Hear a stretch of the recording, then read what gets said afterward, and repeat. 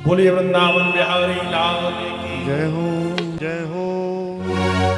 कुंती ने भगवान की स्तुति कई बार की। कुंती की स्तुति के बाद जब भगवान जाने के लिए उद्यत हुए तो युधिष्ठिर जो है पैरों पर गिर गए।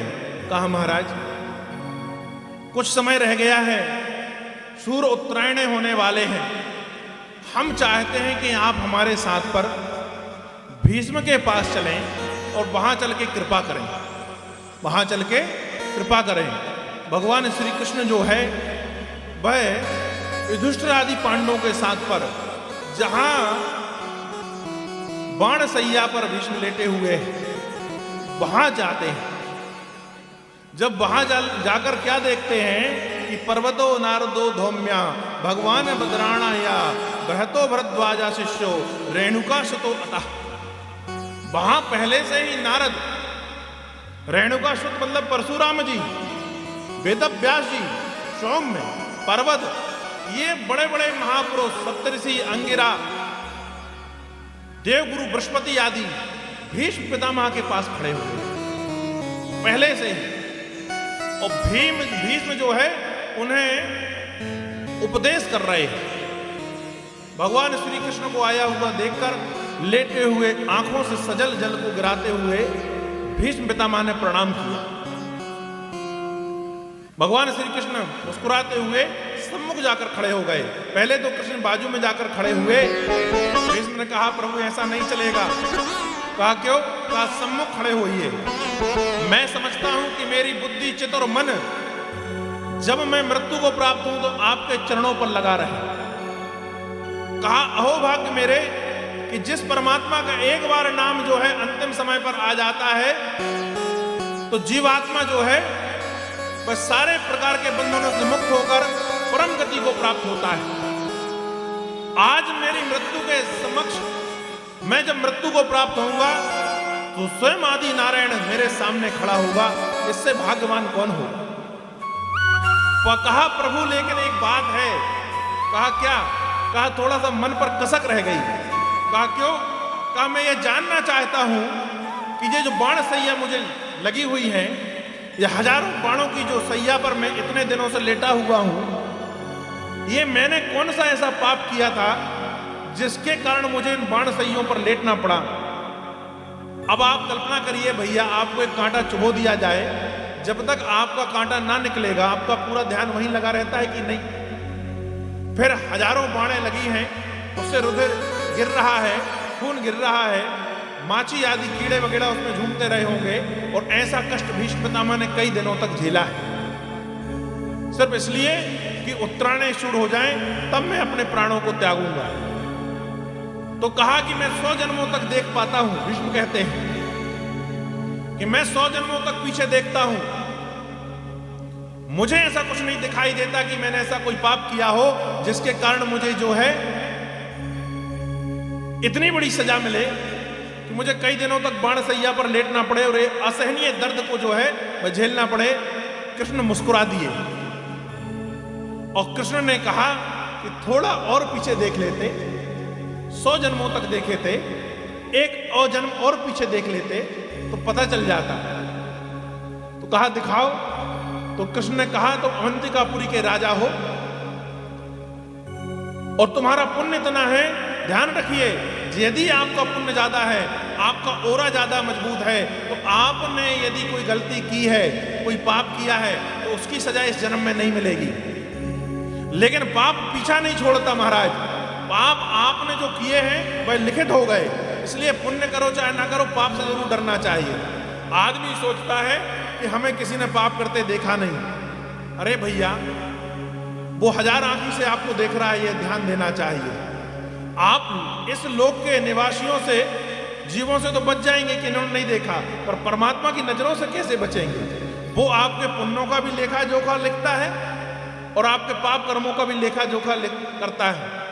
हम लोगों की मति कहाँ भ्रमित हो जाती है, हम ये सोचते हैं कि कोई पाप हो गया और गंगा नहा लिए तो वह पाप से मुक्त हो जाएंगे।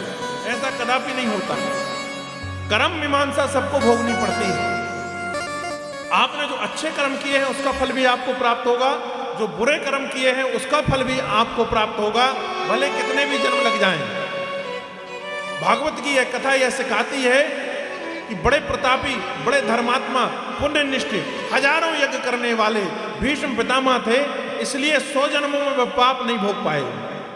कृष्ण ने कहा 100 जन्म पहले तुम अवंतिका के राजा थे, तुम्हारी नगर में सवारी निकल रही थी, धुंध भी बजी, नगाड़े बजे, लोगों को लगा कि नगर घूमने के लिए राजा आ रहे हैं। जब राजा आ रहे हैं तो तुम पालकी में बैठकर निकले पितामह। उस समय तुम्हारे कुछ अंगरक्षक आगे आगे जा रहे थे। एक कुआं में कुछ महिलाएं पानी जो है भर रही थी। राजा की सवारी आते हुए देखकर उनमें से कुछ एक महिला जो थी वह गर्भिणी थी। उनने सोचा कि जल्दी से जो है बर्तनों को लेकर किनारे हो जाना चाहिए, महाराज निकलने वाले हैं। तो अति उत्साह में जल्दी में बर्तनों को लेकर जा रही थी। उसकी दृष्टि नहीं पड़ी, वहां पर कांचुरी पर सर्प जो है मार्ग पार कर रहा था, इस तरफ से उस तरफ जा रहा था। गर्भिणी स्त्री, ऐसा संतों ने कहा है कि गर्भिणी स्त्री की यदि छायरी सर्प पर पड़ जाए तो वह अंधा हो जाता है। और ऊपर से कांचुकी में था तो भाग भी नहीं पाया। गर्भिणी स्त्री की छाया उस पर पड़ी तो कहा कि उस पर जब पड़ी तो वह अंधा हो गया और लटपटाते हुए रास्ते पर ही पड़ा रहा। थोड़ी देर के बाद आपके जो अंगरक्षक हैं, दूत हैं, सिपाही हैं, वह आए। उन्होंने देखा कि सर्प रास्ते पर है, पीछे राजा जो है वह पालकी पे आ रहा है, तो अपने भाले की नोक से सर्प को उठाकर दूर फेंक दिया महाराज। और वह सर्प जो है कंचुकी में था। उस समय सर्प की जो चमड़ी है वह मोटी हो जाती है, क्योंकि कंचुकी का अलग मोटापन और फिर चमड़ी का अलग, तो वह नागफनी के पेड़ पर जाकर पड़ा और उस सर्प को 1000 कांटे गड़े महाराज। और कहा कि उस सर्प को 1000 कांटे गड़े, वह दोष जो है आपके सर आया। वो सर्प को जितने पीड़ा हुई, इन बाणों से उतनी पीड़ा आपको प्राप्त हुई। वह सर्प जितने दिनों में मरा, वह पाप आपके दोष आपके सिर पर आया, इसलिए आपको उतने दिनों पर यहां पर प्राण निकलेंगे, मृत्यु प्राप्त होगी। राजा ने कहा, भीष्म पितामह ने कहा कृष्ण से कि सीधा अपराध मेरा नहीं था, मैंने सर्प को उठाकर नहीं फेंका था महाराज। तो कृष्ण ने मुस्कुराते हुए कहा कि यदि आपकी संतानें संस्कार विहीन हो तो दोष किसका होगा? माता पिता का होगा। माता पिता ने अच्छे संस्कार नहीं दिए संतानों को, इसलिए संस्कार विहीन हो गई।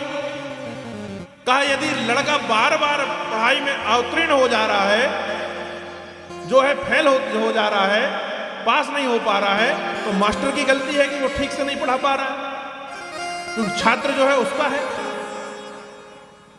अंगरक्षकों के द्वारा, दूतों के द्वारा जो गलती हो वह स्वामी की मानी जाती है। और कहा इसका सबसे अच्छा उदाहरण यह है कि जय विजय के द्वारा की गई गलती को नारायण ने स्वीकार किया था। सनकादिक जब नारायण के दर्शन के लिए जाते हैं और जय विजय अंदर नहीं जाने देते, और जब नारायण को पता चलता है तो सनकादिकों ने श्राप किसे दिया था? जय विजय को।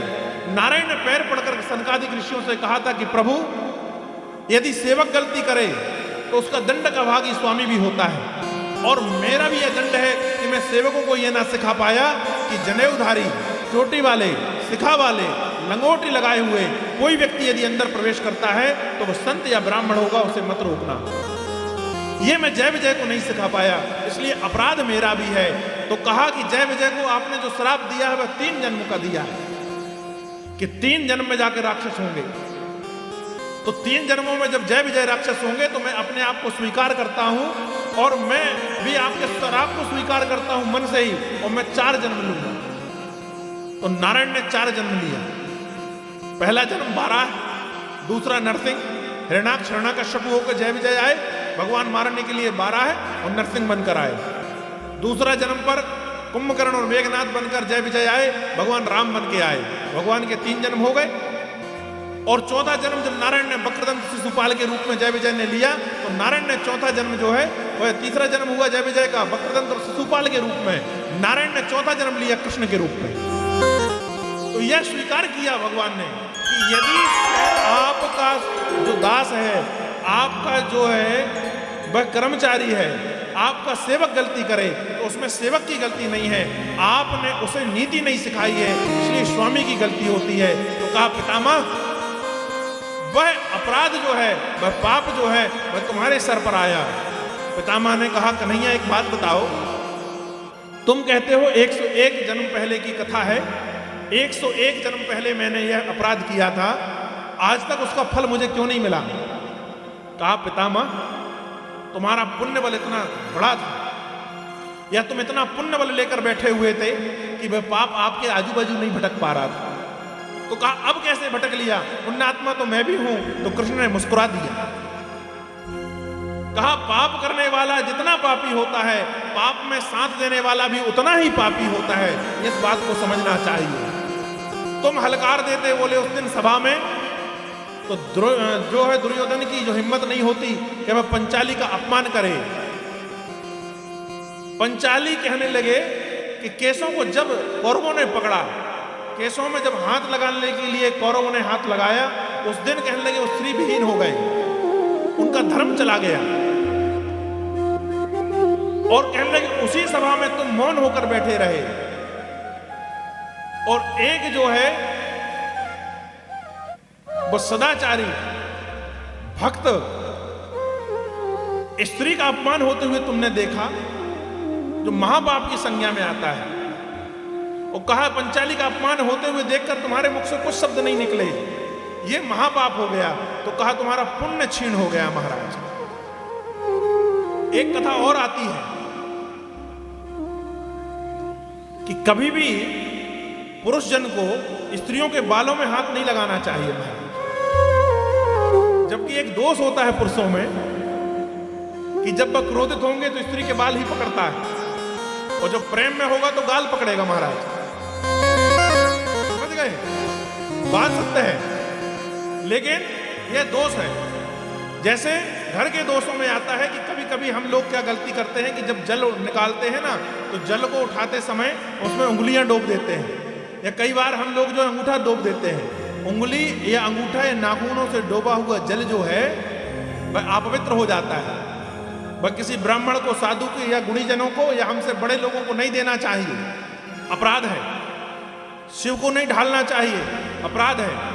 माताओं को एक बात और याद रखना चाहिए कि जब बालों को धोएं उनको बांध लें। बालों का पानी यदि जिसमें गिर जाता है वह विष के सामान्य जल हो जाता है, वह दोष आपको लगाता है। इसलिए बालों का कभी पानी किसी ऐसी वस्तु में ना पड़े जिसको कोई संत महात्मा या ब्राह्मण या देवता लोगों को हम अभिभव के रूप में स्वीकार करवा रहे हैं, ये दोष है। तो जैसे ही पंचाली को केशों को पकड़ा है कौरवों ने, तो स्त्री विहीन हो गए, उनकी आयु का क्षय हो गया, उनके पुण्यों का क्षय हो गया। ये कृष्ण कह रहे हैं भीष्म पितामह से। तो कहा, केशव अब तो उद्धार हो जाएगा। कहा, बिल्कुल हो जाएगा, क्योंकि जितना तुमने दुर्योधन का नमक खाया था वह नमक जो है रक्त के रूप में रिस रिस के यहाँ पर जो तुम्हारे 1000 बाणों को झेला है, इनसे जो रक्त टपका है वह धीरे धीरे आपके पूरे पाप जो हैं वह निकल चुके हैं। अब आपकी मृत्यु कुछ ही समय बाद प्राप्त होगी, और मैं सामने खड़ा हूँ। परमात्मा का एक बार जो नाम ले दे वो तर जाता है। भीष्म पितामह तो अहो भाग्य, भीष्म पितामह जैसे इस सामने कृष्ण खड़ा है। कुछ ही क्षणों बाद सूर्य जो है वह उत्तरायणे हुए, और पितामह ने अपना जो है शरीर का त्यागन किया। उनके शरीर से जो है वह बड़ी दिव्य ज्योति निकली महाराज, और दिव्य ज्योति निकलकर पूर्ण ब्रह्म परमात्मा श्री कृष्ण के चरणों पर जो है विलीन हो गई। बोलिए श्री कृष्ण भगवान की। पितामह की मृत्यु के बाद पर भगवान श्री कृष्ण ने मिलाप करते हुए पांडवों से कहा, भैया अब इनके अंतुष्टित क्रिया की जाए। अब उनकी अंतुष्टित क्रिया करने के बाद पर युधिष्ठिर जो है वह लौटकर जो है हस्तिनापुर आ गए। भगवान श्री कृष्ण ने कहा कि अब तुम पूर्णतः राज्य हो। जब लौटकर हस्तिनापुर आए तो वहां पर राजा का जो पद है अभी धृतराज के पास था। धृतराज से कहने के बाद, संतो वेद व्यास आदि कहने के बाद पर धृतराज ने अपना मुकुट जो है युधिष्ठिर के सिर पर रखा, और आज से हस्तिनापुर का जो राज्य है वह युधिष्ठिर को राज तिलक कर दिया। अब युधिष्ठिर राजा हो गए। अब जब युधिष्ठिर राजा बन गए तो युधिष्ठिर ने राजा बनने के बाद पर एक बात कही, श्री कृष्ण से हाथ जोड़कर कहा कि प्रभु मुझे एक बात की ग्लानि है। बोले क्या? मुझे ये लगता है कि महाभारत में जो है हजारों करोड़ों लोग मारे गए, किसी को तिलांजलि मिली, किसी का अंतिम संस्कार हुआ, किसी का नहीं हुआ, कोई रथ के नीचे आकर मरा, कोई घोड़े के नीचे आकर मरा, किसी की गर्दन कहीं डली है, किसी का हाथ कहीं डला है, किसी के शव को जो है वह श्वान खींच रहे हैं, अर्थात कुत्ता खींच रहे हैं, किसी को क्या गीदड़ ले जा रहे हैं, किसी को क्या है, किसी के शरीर को जो है वह काग खा रहे हैं, किसी को गिद्ध खा रहे हैं। ऐसे शरीरों की जो घटनाएं हुई हैं उसकी गिलानी मेरे मन पर है। दूसरी गिलानी मेरे मन पर यह है कि यह युद्ध का कहीं ना कहीं मेरे कारण हुआ है। तीसरी गिलानी मेरे मन पर यह है कि जब मैं बाहर निकलता हूं नगर पर तो जिस ओर देखता हूं उस ओर महिलाओं की उजड़ी हुई मांग देखता हूं। मुझे तो यह लगता है कि दुर्योधन मुझसे अच्छा राजा था। बोले क्यों? कहा जब दुर्योधन था तो मामा, चाचा, नाना, फूफा, फुआ, सेना, सैनिक, सेनापति, राजा सब भरा हुआ परिवार था।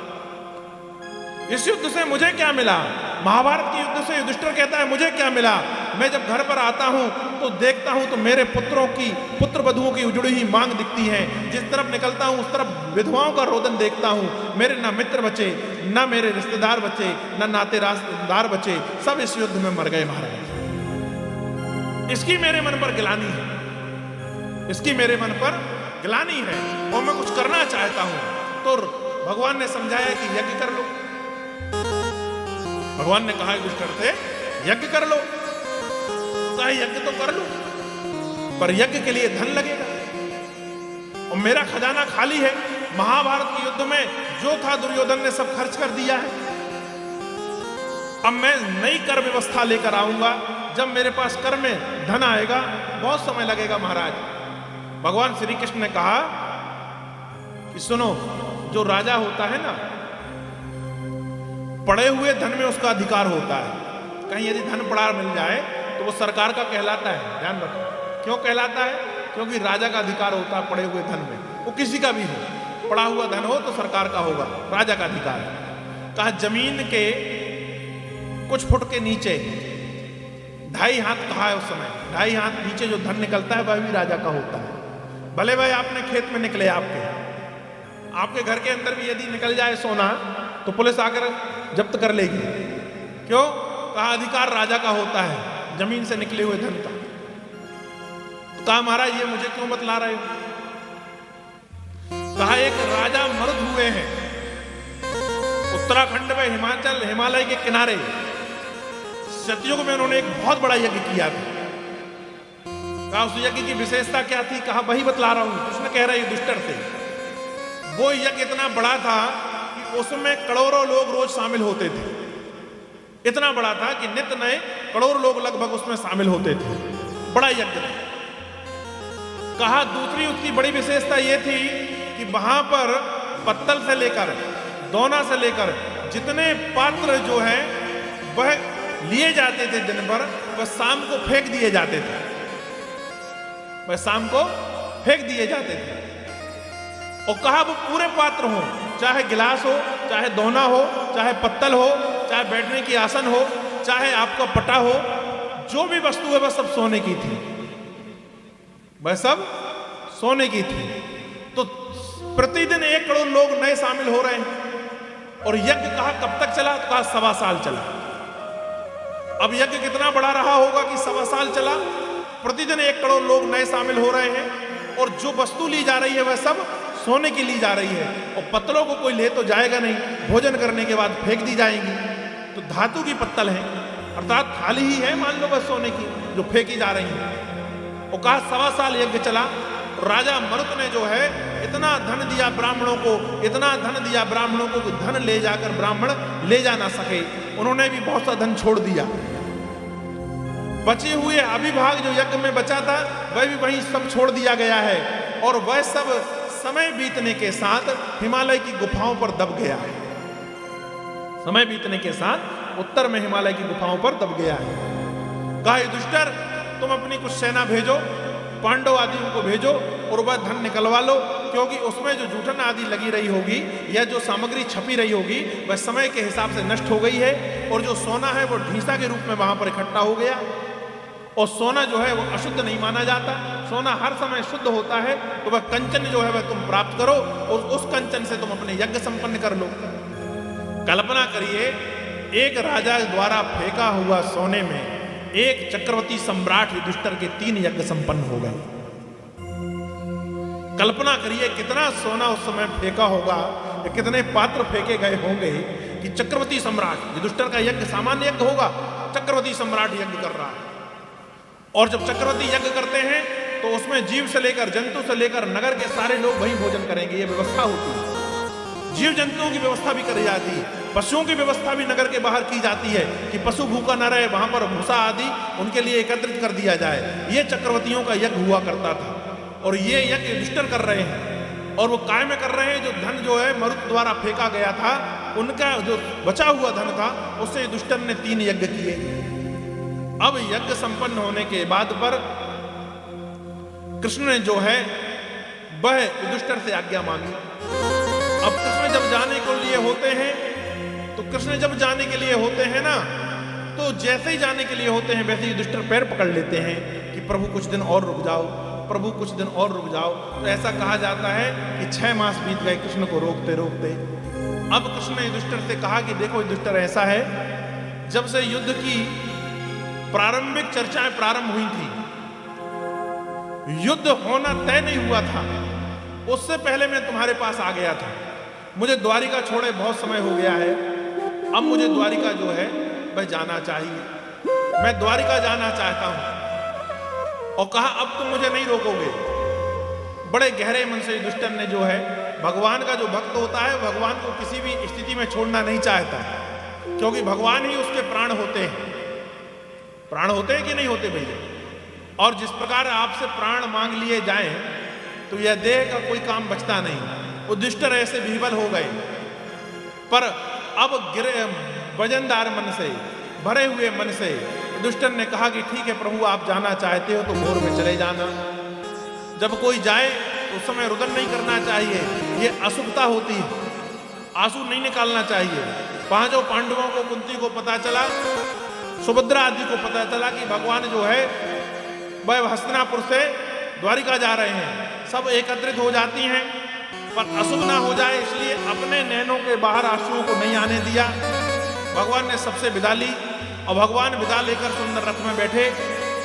अब भगवान जब निकलने लगे तो कौरव आदियों की स्त्री भी जो है वह बाहर निकल कर आई, छत पर खड़े होकर भगवान के ऊपर पुष्प वर्षा की, नाना प्रकार से स्तुति करते हुए भगवान को विदा किया। भगवान वहां से जो है वह चले जाते हैं द्वारिकापुरी। जब द्वारिकापुरी में यह पता चला कि कृष्ण आ रहे हैं तो देवकी वसुदेव को बड़ा आनंद हुआ। 16,108 पटरानियां बड़ी उमंग में आई कि आज परमात्मा जो है बड़े दिनों के बाद पर द्वारिकापुरी पधार रहे हैं। उनके पौत्र पौत्रों ने बड़ा बंधनवार लगाया, सब चांदनी आदि लगाई गई, केले के खम्भों से सारे भवनों को सजाया गया, भगवान का भव्य स्वागत हुआ। भगवान जी गए द्वारिकापुरी, सबसे पहले उतर कर अपने गुरुजनों को, ब्राह्मणों को प्रणाम किया। उसके बाद अपने माता के कक्ष में गए, देवकी से मिले, वसुदेव से मिले, उग्रसेन और सूरसेन आदियों से मुलाकात की। उसके बाद भगवान द्वारिकापुरी पर रहने लगे। यहाँ हस्तिनापुर पर यह हुआ कि विदुर जी जो यात्रा में निकले हुए थे, 2 लोग ऐसे थे जो महाभारत में शामिल नहीं हुए। एक विदुर जी, दूसरे बलदाऊ जी। इन्होंने कहा था भाई हम युद्ध में शामिल नहीं होंगे।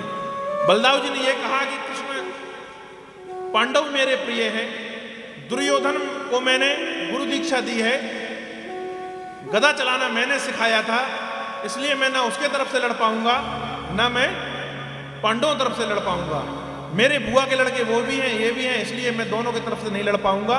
मैं जो है तीर्थ यात्रा में जाता हूं। बलदाऊ जी निकल गए, विदुर जी भी जो है तीर्थ यात्रा में निकल गए थे। अब युधिष्ठिर राजा बन चुका है, अब विदुर आते हैं। विदुर आए, विदुर का यथोचित जो है स्वागत सत्कार जो है वह युधिष्ठिर ने किया। अब युधिष्ठिर के स्वागत के बाद पर विदुर जी संध्या के समय पर धृष्टराज के भवन पर जाते हैं, जहां धृष्टराज और गंधारी रह रहे थे। उनके पास गए, उनको प्रणाम किया, बड़े भाई हैं। उनको प्रणाम करने के बाद पर उनसे यह प्रकार से कहने लगे कि धृष्टराज एक बात बताओ, तुमने युधिष्ठिर के साथ में कितना बुरा किया है। लाक्षागृह आदि की योजना तुम्हें पता थी, तुमने उनका राज्य देकर उनसे छीन लिया, तुम्हारे चुप रहने के बाद महाभारत युद्ध लड़ा गया और अभी भी तुम उनके राज्य पर रहकर सुख भोग रहे हो। तुम्हारे 100 पुत्र मृत्यु को प्राप्त हो गए, अब तुम्हें यह शोभा नहीं देता, तुम्हें राज्य का त्याग कर देना चाहिए। ये विदुर जी बोल रहे हैं, किससे? धृतराज से। गंधारी ने कहा कि देवर जी सही कह रहे हैं, देवर जी सही कह रहे हैं। ये जो विदुर जी थे ना, ये धर्मराज थे, ये जो है उस जन्म के धर्मराज थे, जिसे हम यमराज भी कहते हैं। ये विदुर जी जो है धर्मराज थे। इनके द्वारा एक गलती हो गई थी। गलती क्या हुई कि मांडव ऋषि जो थे वह अपने बचपन पर जब छोटे थे, कबोध बालक थे ना, तो कबोध बालक होते, देखिए कलयुग में जो है वह आपके कर्मों का फल जो है वह धीरे से मिलता है, कुछ दिन ठहरना पड़ेगा, हो सकता है अगले जन्म में मिले, ठीक है। लेकिन सतयुग में जो है वह उसी जन्म में भोगना पड़ता था। तो मांडव ऋषि कबोध बालक थे, अवस्था जो है वह 5 या 7 साल की रही होगी।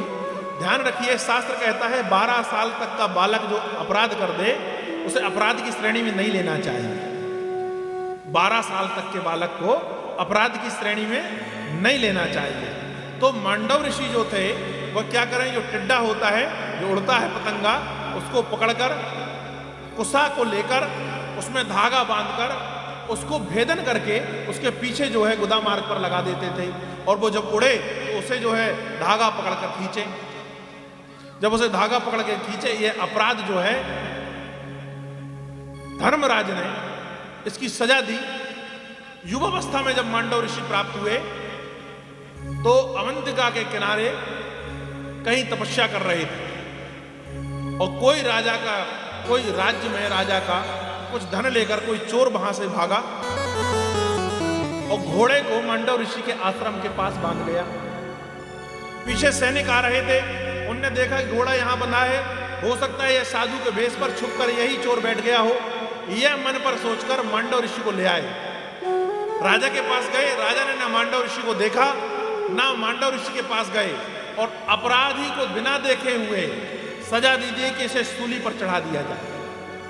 संध्या काल होने वाली थी, इसलिए जो है सूली जल्दी तैयार की गई, और सूली का भेदन जो होता है वो व्यक्ति के गुदा मार्ग से ही होता है। एक खम्भ को ऐसा पहना करके उसमें ऐसा व्यक्ति को पोंछ दिया जाता है, दोनों जांघों को पकड़कर। मांडव ऋषि को पोंछ दिया गया, कुछ इंच सूली अंदर गई।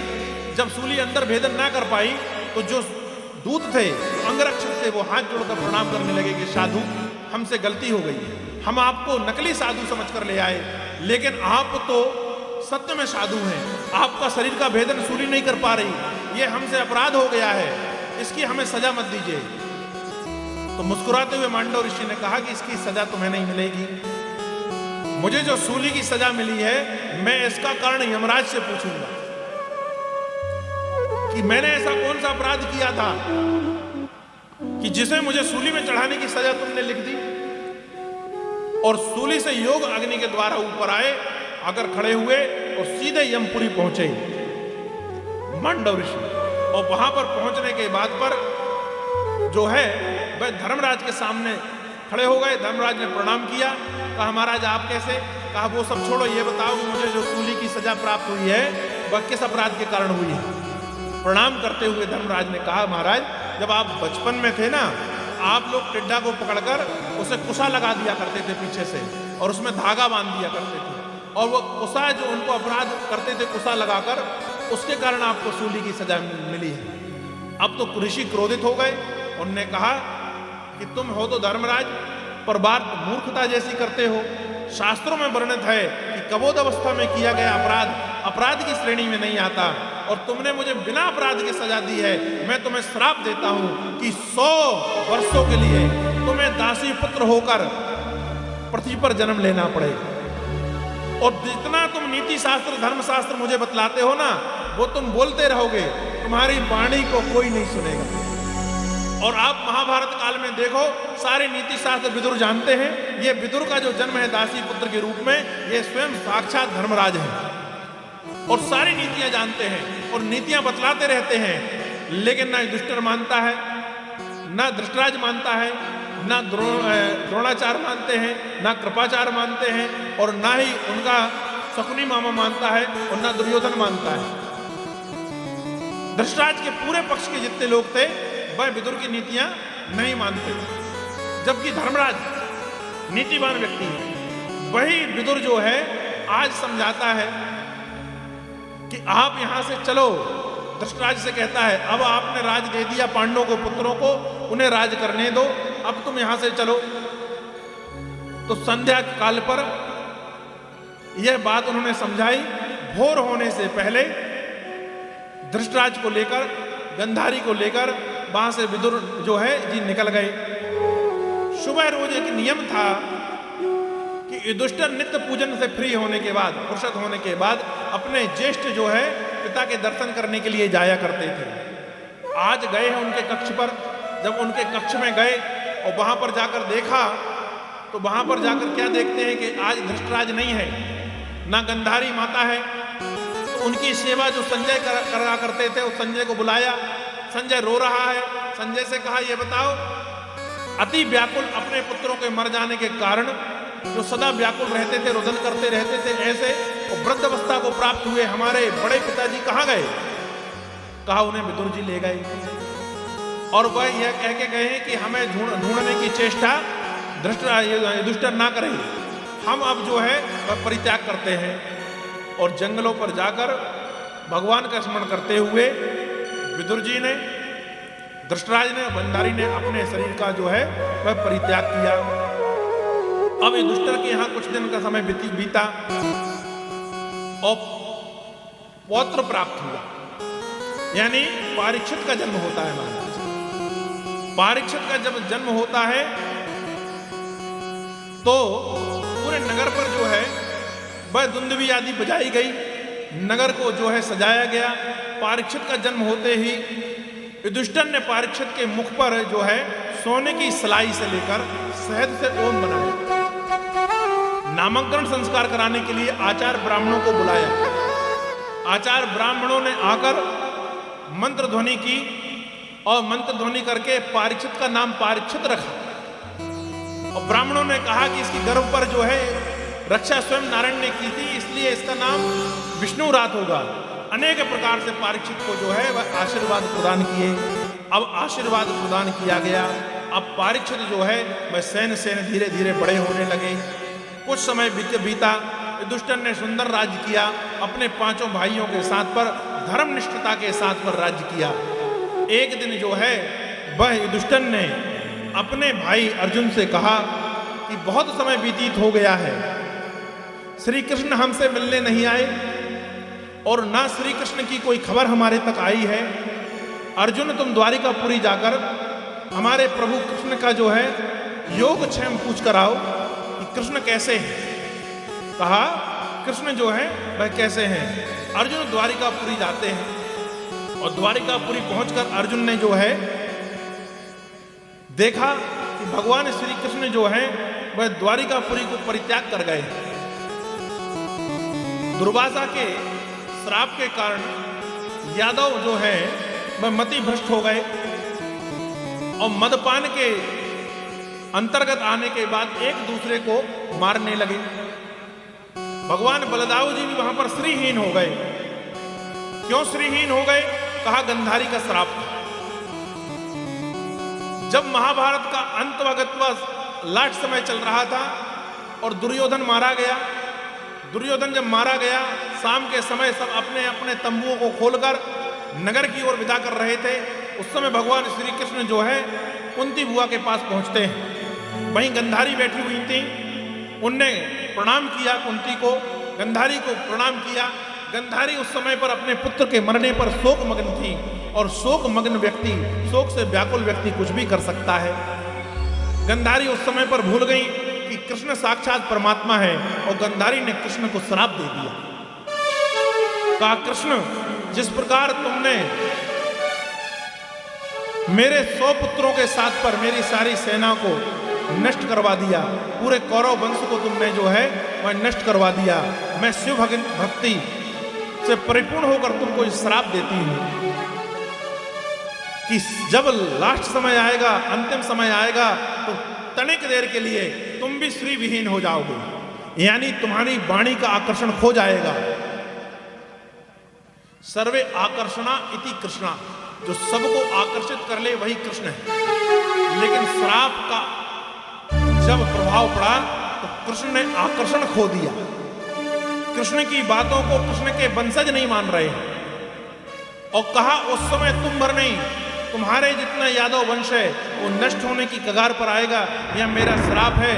और जिस प्रकार मैंने अपनी आंखों के सामने पूरे वंश को नष्ट होते हुए देखा है, तुम भी तुम्हारी आंखों के सामने पूरे वंश को नष्ट होते हुए देखोगे। भगवान श्री कृष्ण मुस्कुराए, कहा बुआ अच्छा श्राप दिया तूने, अब मैं प्रणाम नहीं करूंगा। कहा क्यों नहीं करूंगा? कहा मैं यहां से जा रहा था, मेरे मन पर लालसा था कि दोनों बुआ को प्रणाम कर लूं, अब मैं यदि आपको प्रणाम करूंगा तो तुझे आशीर्वाद देना पड़ेगा, और अभी अभी तूने श्राप दिया है तो अब मैं तुझे विवश नहीं करता, और तेरा यह श्राप जो है मुझे स्वीकार है। भगवान कभी जो है श्रीहीन हो नहीं सकते, क्योंकि लक्ष्मी भगवान के मन पर ही वास करती है, लेकिन श्राप के वशीभूत होकर भगवान मर्यादा को मानते हैं भैया। इसलिए मर्यादा में बंधे हुए भगवान उस समय क्षणिक देर के लिए जो है अपनी वाणी को मौन कर लेते हैं, और वहां पर जो है दुर्वासा के श्राप के बस पर साल्य आदि आपस में जो है भिड़ पड़े, और जब भिड़ने के बाद एक दूसरे पर, कथा आपको पता है आगे की, तो एक दूसरे पर वार करते हुए धीरे धीरे जब नष्ट होने लगे, भगवान यह जान गए थे कि यह जो है हमारे पुत्र पौत्र लड़ते हुए मर जाएंगे। इसलिए सूरसेन आदि को, उग्रसेन को जो पहले ही स्वर्ग पठा दिया, फिर देवकी आदि माताओं को भी स्वर्ग में अपने गोलोक को निवास स्थल को पहुंचा दिया। उसके बाद बलदाव जी को आज्ञा दी कि तुम अपना शरीर का त्यागन करो और तुम भी जो है क्षीर सागर के लिए निकलो। और भगवान जी जो है वह अपने वंशजों को आपस में कटते हुए मरते हुए देखकर एक वृक्ष के नीचे आकर बैठ जाते हैं, पैर को पैर के ऊपर रखकर हिलाने लगे। उस समय यह घटना होती है कि पूर्व जन्म पर जो है बाली को दिया हुआ वरदान, बाली को प्रभु ने धोखे से मारा था। मरते हुए बाली ने कहा कि प्रभु तुमने धोखे से मारा है, तो भगवान ने कहा बलदा पटा लेना, इस जन्म में मैंने तुझे मारा है, अगले जन्म पर तुम जो है मुझे मार लेना। तो जो मूसल जो है साल्य के गर्भ से निकला था दुर्वासा के वचन को सुनकर, उसको जब घोरा था यादवंशियों ने, तो उसकी जो छिपली रह गई थी उसे समुद्र में फेंक दिया था। वही जो है एक मछली ग्रहण कर जाती है, वह भेलिए को मिलती है, भेलिया उसको काटता है तो वह छिपली उसे प्राप्त होती है, उसे अच्छी धार जानकर अपनी बाण के सामने लगा लेता है। एक कथा और यहां पर आती है कि भगवान श्री कृष्ण जब द्वारिका पर जो है निवास करते थे ना, उस समय एक दुर्वासा ऋषि एक दिन घूमते हुए द्वारिकापुरी, मन पर यह विचार आया कि द्वारिकापुरी देखना है। तो द्वारिकापुरी देखने के लिए वह पहुंच जाते हैं कहां? द्वारिकापुरी। और द्वारकापुरी पर जाकर कहते हैं कृष्ण ने प्रणाम किया, दुर्वासा आए हैं। दुर्वासा से सारे लोग वैसे डरते थे कि बड़ा जो है उग्र स्वभाव का तपस्वी है, बड़ा क्रोधी महात्मा है, कब श्राप दे दे। दुर्वासा पहुंचा, सब रानियों ने प्रणाम किया दुर्वासा को और उचित आसन देकर बिठालने के बाद पर दुर्वासा को जो है नाना प्रकार के गंध और सुगंध युक्त जल से उनके पैरों को प्रक्षालन हुआ, तिलक हुआ, और कहा महाराज हम लोगों के लिए क्या आज्ञा है। कृष्ण को निकट पर बिठालकर दुर्वासा ने कहा कि कृष्ण जो है खीर बनाई जाए, पायस बनाया जाए, और कहा थोड़ी ज्यादा मात्रा में बनाना।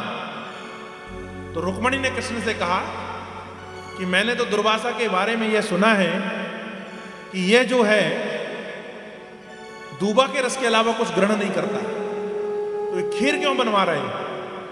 कृष्ण ने मुस्कुराते हुए कहा बड़ा उल्टा महात्मा है, जैसा कह रहा वैसा कर दो, हो सकता है आज खीर खाने का मन हो, खीर बना दो। खीर बनी महाराज। खीर जब बनी, बैसाख का महीना था और प्रातः के लगभग प्रथम पहर गया था, मतलब 10 लगभग बज रहे थे। उस समय दुर्वासा ने कहा खीर उठा के इधर लाओ, लाई गई। रुक्मणी से कहा तुम इधर आओ, कृष्ण ने कहा तुम भी इधर आओ, और कृष्ण और रुक्मणी को बुलाकर कहा खीर ठंडी हो गई? कहा महाराज ठंडी हो गई। कहा पूरे शरीर में लगा लो, कहा पूरे शरीर में लगा लो। कल्पना करो कितना खराब महात्मा है, पूर्ण ब्रह्म परमात्मा साक्षात सामने बैठा है, उसे शरीर में खीर लगवा रहा है, पूरे शरीर में कहा खीर लगा लो। अब कृष्ण और रुक्मणी दोनों ने खीर लगाई महाराज, पूरे शरीर पर लगाई, पर खीर में दूध होता है इसलिए चरणों पर नहीं लगाई, तलुए में नहीं लगाई, तलुए में नहीं लगाई। अब पूरे खीर से छपे छपाए कृष्ण खड़े हैं और रुक्मणी खड़ी है। कृष्ण से दुर्वासा कहता है तुम्हारा रथ मंगाओ जिस पर तुम बैठते हो। रथ मंगाया गया। दुर्वासा ने कहा इसके घोड़े अलग कर दो, घोड़े अलग कर दिए गए महाराज। कहा अब एक तरफ रुक्मणी तुम पकड़ो रथ को, और कृष्ण कहा तुम पकड़ो। आज के धनी मानी लोगों से कोई संत महात्मा ऐसा कह दे तो संत महात्मा को घर से निकाल दिया जाएगा। पूर्ण ब्रह्म परमात्मा स्वयं नारायण है कृष्ण, और जो पत्नी है रुक्मणी है वो लक्ष्मी है। और दुर्वासा के वचनों को मानते हुए छपे हुए शरीर में खीर लगी हुई है। कल्पना करिए आप लोग, रथ में एक तरफ रुक्मणी जो है जहां पर घोड़े जोते जाते हैं उस तरफ रुक्मणी खड़ी हो गई, एक तरफ कृष्ण खड़े हुए, रथ पर दुर्वासा बैठता है और बैठने के बाद कहता है मुझे द्वारिका का भ्रमण कराओ। और द्वारिका जो है का पूरा भ्रमण कराओ। अब रुक्मणी जो है वह एक तरफ रथ को खींच रही है, एक तरफ भगवान श्री कृष्ण खींच रहे हैं। पूरे द्वारिकापुरी का भ्रमण करा के जहां से प्रारंभ किया था वहीं पर पहुंचे। लथपथ पसीना में दोनों हो गए महाराज, दोनों लथपथ पसीने में हो गए। खीर टपक रही है महाराज। अब यात्रा पूरी हुई। रुक्मणी कृष्ण हाथ जोड़कर दुर्वासा के सामने खड़े हैं। दुर्वासा उतरा और प्रसन्न मन से कहता है कृष्ण तुम पूर्ण परमात्मा होकर इस ब्राह्मण की वाणियों को ऐसे माने जैसे कबोध बालक माँ की हर वाणी को मान लेता है, माँ की हर कहने को मानता है बालक, ऐसा तुमने मेरे वचनों को माना है। मैं प्रसन्न होता हूँ, आशीर्वाद देता हूँ कि तुम्हारे शरीर के ऊपर जहां जहां पायस लगा हुआ है, जहां जहां खीर लगी है, किसी प्रकार का कोई शस्त्र का प्रयोग नहीं होगा, अर्थात कोई हथियार नहीं लगेगा। मेरा आशीर्वाद है। ये कृष्ण को आशीर्वाद दिया। यही आशीर्वाद का फल था कि जिन बाणों का उत्तर अर्जुन के पास नहीं होता था, भगवान श्री कृष्ण खड़े हो जाते थे और बाण तख्तियां आती थी कृष्ण के शरीर के पास आकर और लौट जाया करती थी। क्यों? क्योंकि कृष्ण के शरीर के ऊपर आशीर्वाद स्वरूप जो है दुर्वासा का जो वरदान है वह काम कर रहा था। तो कृष्ण के ऊपर किसी शास्त्रों का कोई प्रयोग नहीं होता। पर दुर्वासा ने एक बात और कही थी कि दूध होने के कारण पायस को तुमने, खीर को तुमने तलुए पे नहीं लगाया है, तो तुम्हारे तलुए पर बच गए हैं कृष्ण। तुम्हें कोई भी अस्त्र शस्त्र लगेगा तो तलुए पर ही लगेगा। और रुक्मणी को भी आशीर्वाद दिया। कहा रुक्मणी तुमने मेरा कहना मानकर सारे शरीर पर यह पायस लगाया है। मैं तुम्हें आशीर्वाद देता हूं कि जब तक तुम धराधाम पर रहोगी तब तक यौवन संपन्न रहोगी, अर्थात तुम्हारी आयु कितनी भी हो जाए तुम ऐसी लगोगी जैसे 16 वर्ष की कन्या है। आपकी आयु सदा ऐसी लगेगी जैसे तुम 16 वर्ष की हो। यह दुर्वासा का वचन था, आशीर्वाद था दोनों का। अब जब यहां समय आया तो भगवान श्री कृष्ण के सारे शरीर में कोई अस्त्र शस्त्र नहीं लग सकता, लेकिन पैरों में लग सकता है। भगवान श्री कृष्ण एक पैर के ऊपर एक पैर ऐसा रख के हिला रहे हैं, और वही भेलिया जो उस जन्म का बाली है वह घूमते हुए आया। भगवान के पैरों पर, तलुए पर पद्म था महाराज। वह पद्म ऐसा चमकता है जैसे मणि चमकती है। वह पद्म ऐसा चमकता है जैसे मणि चमकती है। पर पैरों का पद्म जो है भेलिए को ऐसा लगा जैसे मृगा की आंख हो, और उसने अपने उसी तीर का अनुसंधान किया और तीर को छोड़ा है। भगवान के पैर पर वह तीर जाकर चुभा है। भगवान समझ गए कि अब हमें गोलोक जाने का समय हो चुका। भेलिया दौड़ते हुए आया, आकर देखा भगवान श्री कृष्ण के पैर पर जो है तीर लग गया, अनुनय विनय करके पैरों के नीचे गिर गया। भगवान मुस्कुराते हुए कहते हैं भेलिया इसमें तेरा कोई अपराध नहीं है। जो है ना यह तीर जो लगा है ये तू पूर्व जन्म का बाली है। मैंने तुझे भी आशीर्वाद दिया था कि तू बलदा पटा लेना। आज तेरा बलदा भी पूरा हुआ और धराधाम को छोड़कर नारायण अपने चतुर्भुजी स्वरूप में आकर गोलोक के लिए चले जाते हैं। बोलिए वृंदावन बिहारी लाल की। अब इसके बाद पर जो है वह अर्जुन पहुंचता है द्वारिका, और अर्जुन ने देखा कि भगवान श्री कृष्ण जा चुके हैं। साथ पर जो है उनके जितने पार्षद भगवान का अवतार के साथ में इस धराधाम पर आए हैं, वह भी चले गए हैं। द्वारिका श्री विहीन हो गई है। कुछ गोपियां जो बची हुई थी नगर की, उनको रथ पर बिठालकर अर्जुन जो है हस्तिनापुर की ओर चलता है। समय बड़ा बलवान होता है। वही अर्जुन, वही गांडियों और तुड़ीरों पर वही बाण से महाभारत के रणरंग पर अनेकों रथी, महारथी, अतिरथियों को जीतने वाला अर्जुन आज भगवान की कृपा से दूर होने के बाद पर गांडियों हाथ पर है, चला आ रहा है कुछ गोपियों को लेकर। बीच पर कुछ ग्वाल जो भेलिए मिल जाते हैं और भील जाति के व्यक्तियों ने अर्जुन को युद्ध में परास्त कर दिया महाराज। अब आप समझिए, अर्जुन परास्त हो गए।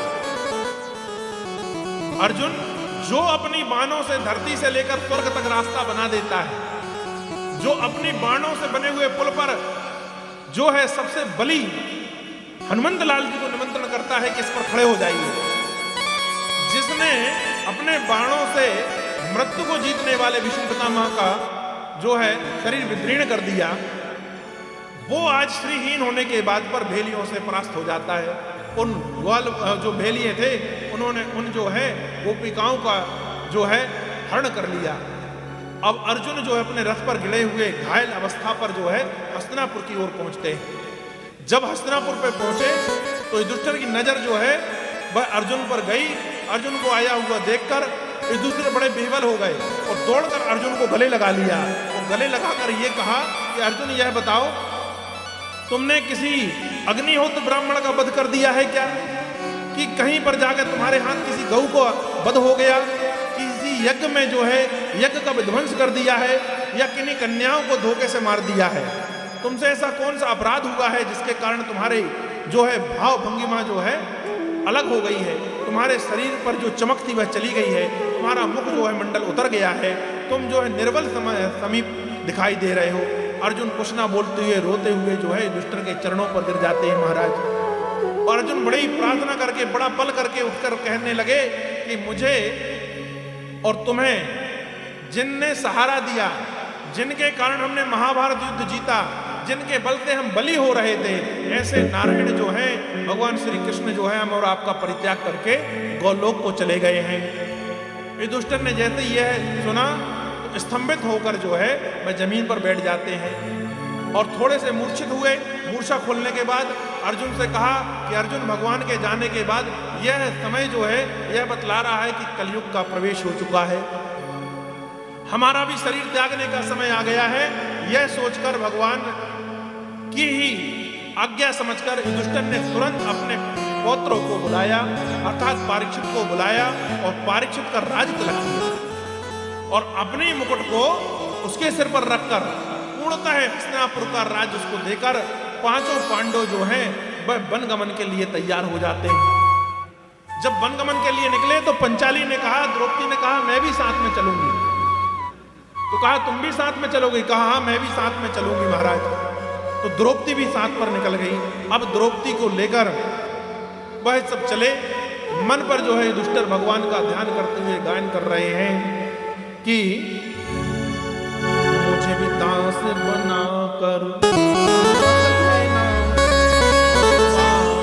अपने चरणों पर, मुझे दास बना कर रख लेना भगवान तू अपने चरणों में, भगवान तू अपने चरणों में, सरकार तू अपने चरणों में, भगवान तू अपने चरणों में, मुझे दास बना कर रख लेना, मुझे दास बना कर रख लेना, भगवान तू अपने चरणों में, मुझे दास बना कर रख लेना, भगवान तू अपने चरणों में।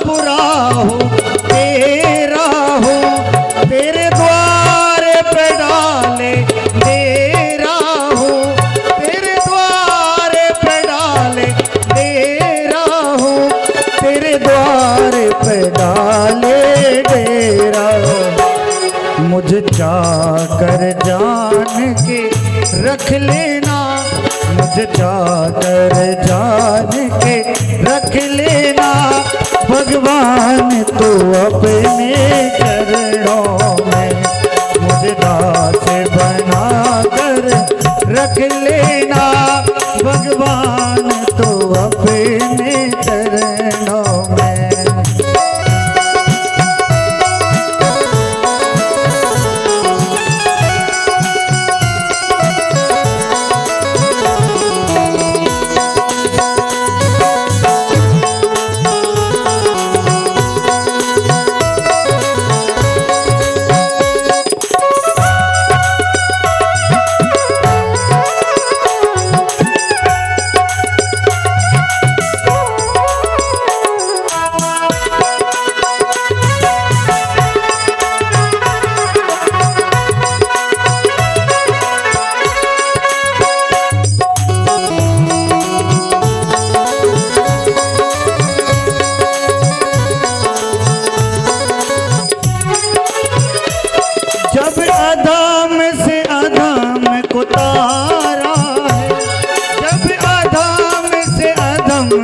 उतारा है उनमें भी नाम हमारा है उनमें भी नाम हमारा मुझे भार समझ कर रख लेना मुझे भार समझ कर रख लेना भगवान तू अपने चरणों में मुझे दास बना कर रख लेना भगवान तू अपने चरणों में सरकार तू अपने चरणों में भगवान तू अपने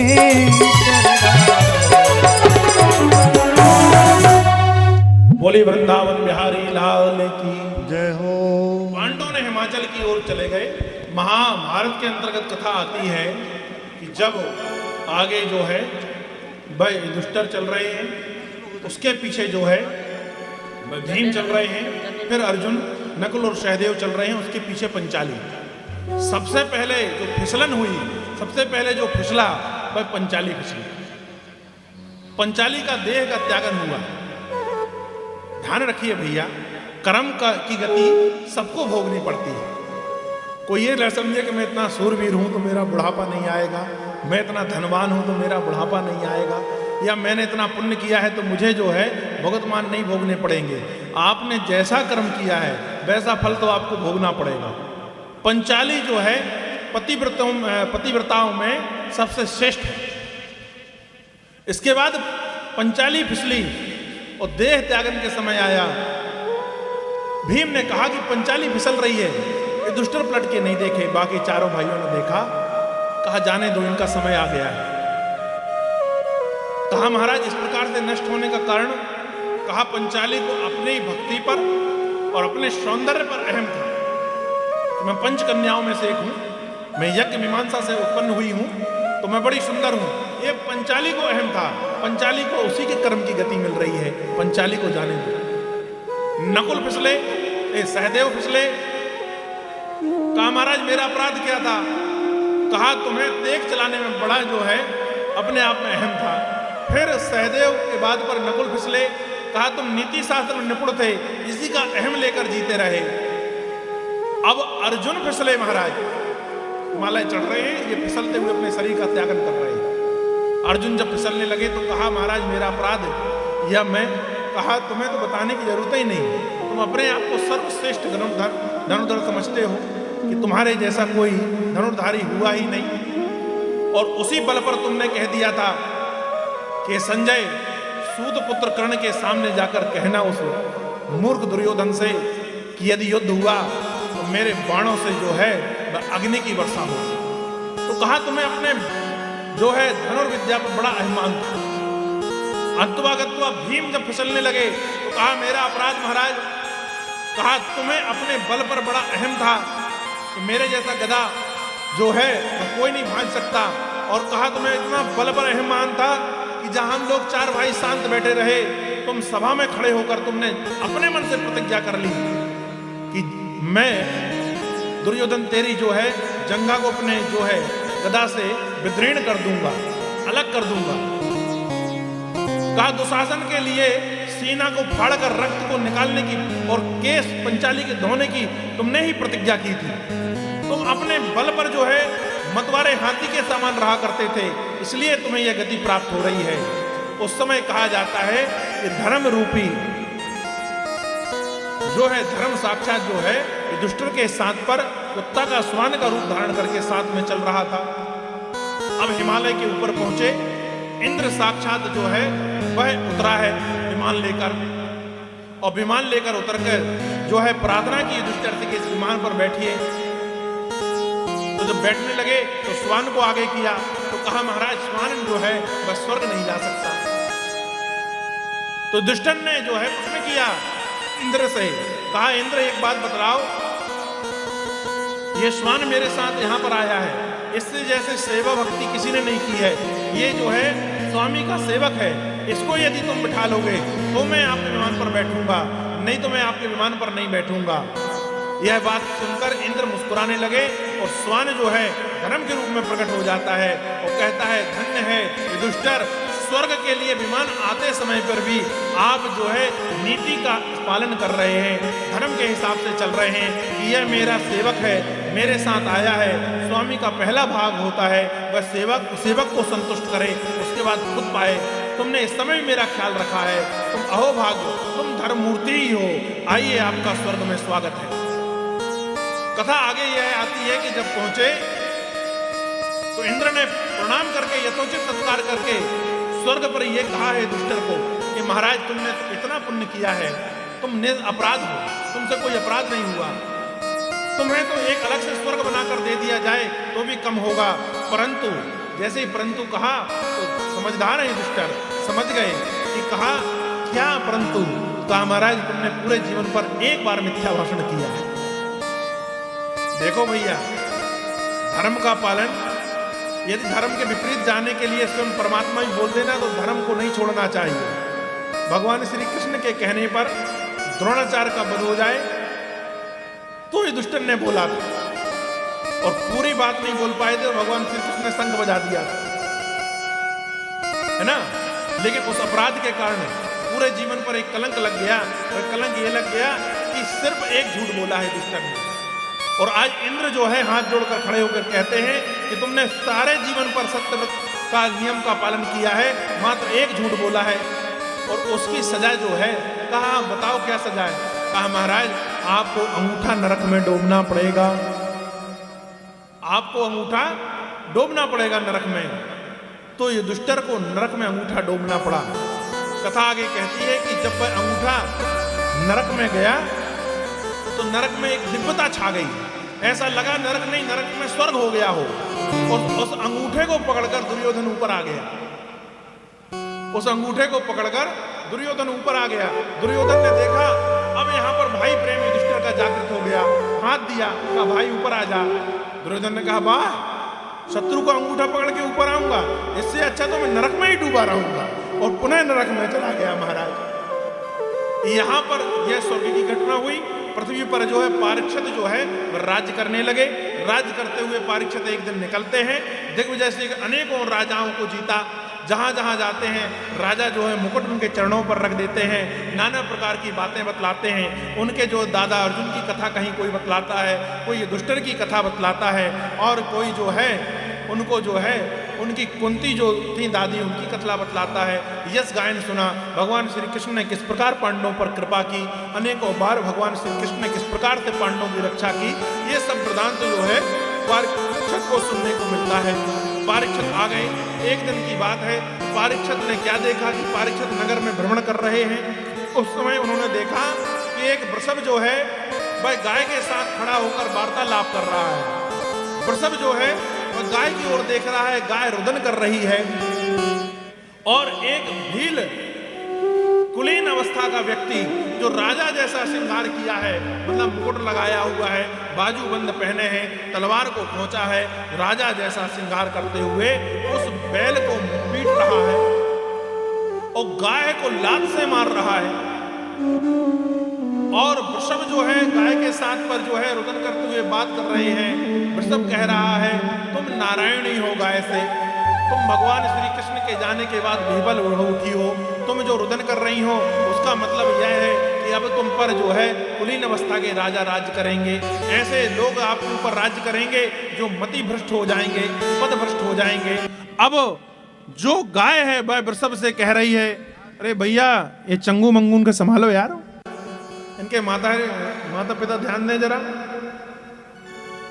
एक आध कार्यकर्ता यहां पर रहे, ये बच्चे लोग थोड़ा जो गड़बड़ कर रहे हैं इनको बिठाला जाए बाहर, समझ गए? थोड़ा इधर ध्यान दीजिए, बोलिए जय श्री कृष्णा।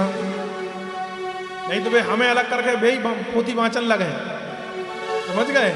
उनमें काबू करो भैया, ठीक है? एक आध जन यहीं बैठो रहे।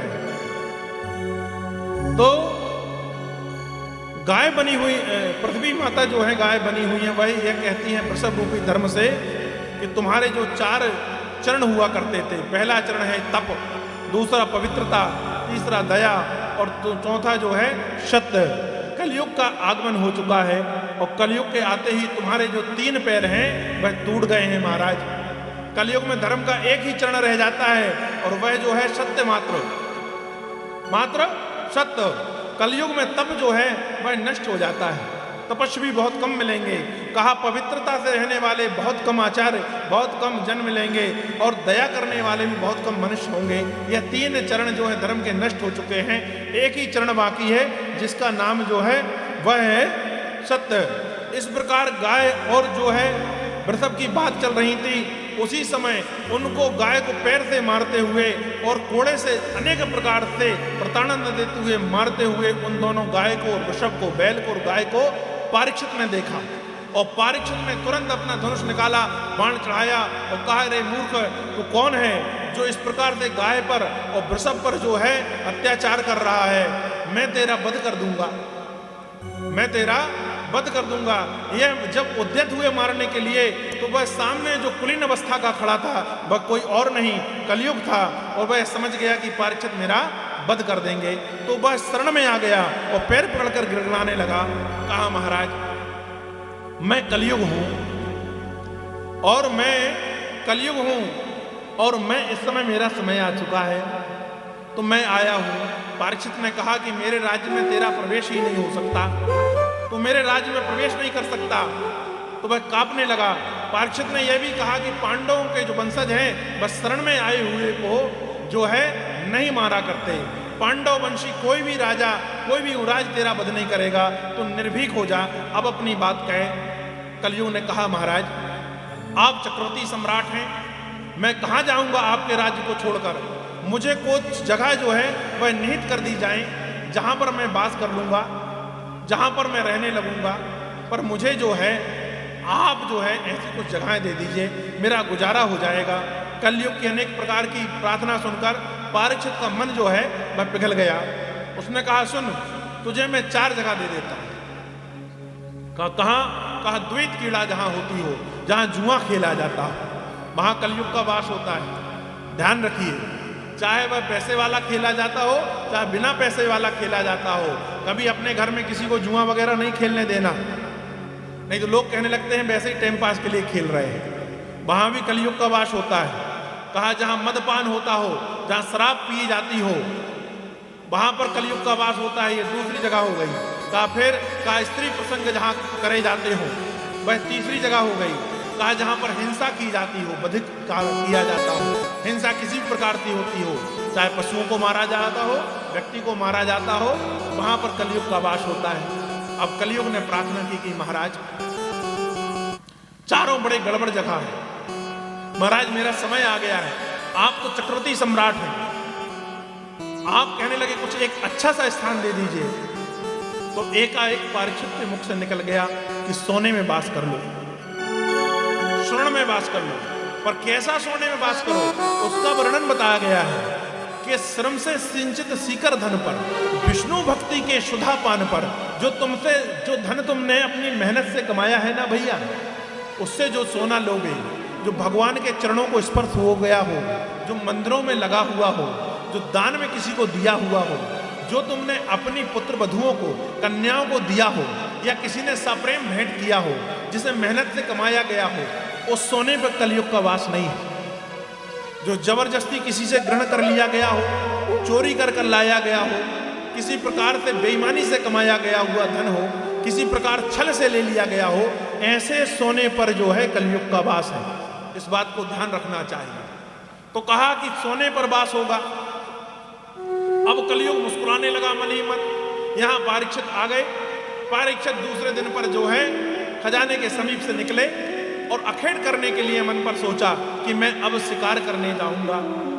तो जब शिकार करने के लिए मन पर जो है प्रश्न आया तो खजाने की तरफ गए और वहां पर एक सुंदर मुकुट रखा हुआ था। यह मुकुट कौन था? यह मुकुट जो था जरासंध का था। जब जरासंध का वध भीम ने किया था तो यह मुकुट जो है वह लेके आने लगे। तो जरासंध के पुत्र ने कहा था कि भीम से कि हमारे पिता का मुकुट है, कृष्ण और अर्जुन मुझे राज तिलक करके जा रहे हैं, मैं मगध नरेश बना जा रहा हूं, मेरे पिता को आपने वध कर दिया, कोई बात नहीं, लेकिन आप एक काम करो, यह मुकुट मेरे यहां से मत ले जाओ, इसके बाद बदले पे जो सोना आपको चाहिए वो मैं दे दूंगा, जितनी मोहरें आपको चाहिए वो ले लो, पर यह मुकुट मेरे पिता की निशानी है, जीवन भर उन्होंने इसको अपने सर पर सजाया है, यह मुझे दे जाओ। भीम ने कहा नहीं, मैंने तुम्हारे पिता का वध किया है, इसलिए इस पर मेरा अधिकार है।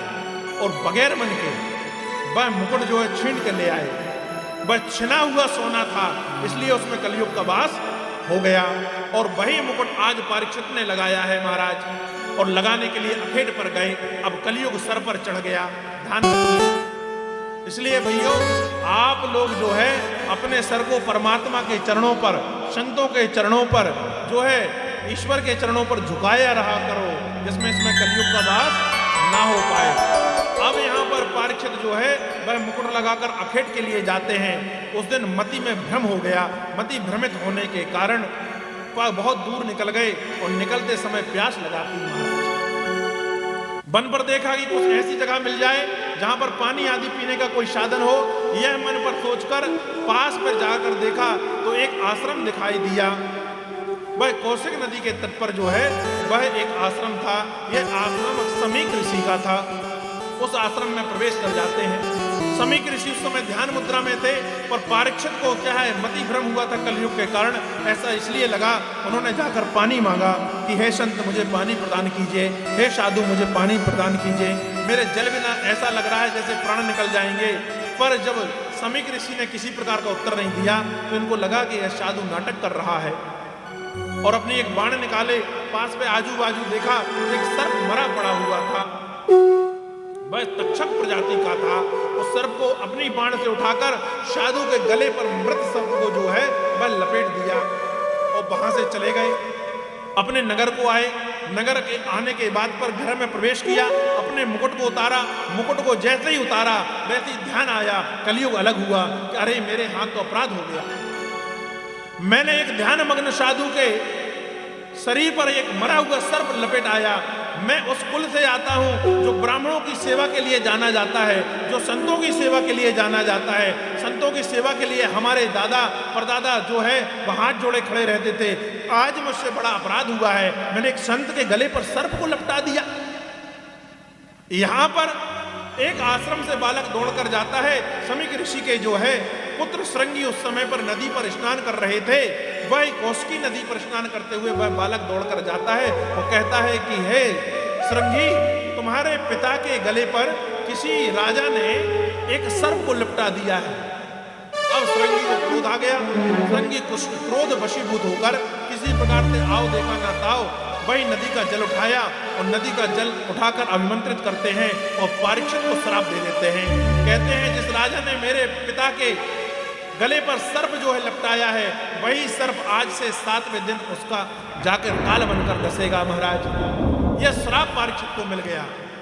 अब श्रृंगी दौड़ कर आए, अपने पिता के गले से सर्प को अलग किया। अलग करने के बाद पर रुदन करने लगे लिपटकर। उनके रुदन करने से और जो धक्का लगा तो समीक ऋषि जो है जागृत हो गए। समीक ने कहा पुत्र क्यों रो रहे हो? कहा जो राजा है ना उसने आपके गले पर यह मरा हुआ सर्प लिपटा दिया था।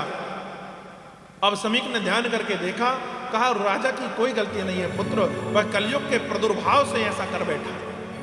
उसके सर पर जो मुकुट था उसमें कलयुग विराजमान हो गया था, इसलिए परीक्षित ने गलती कर दी और कहा ऐसी गलती परीक्षित कभी नहीं कर सकता।